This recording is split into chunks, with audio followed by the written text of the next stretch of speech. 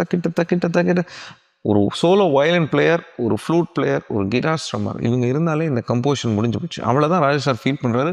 கூட ஹம்மிங்க்கு ஒரு voice and clap, இதுதான் அவருடைய டோட்டல் ஆர்கஸ்ட்ரேஷனே. கார்ட்ஸு கூட வந்து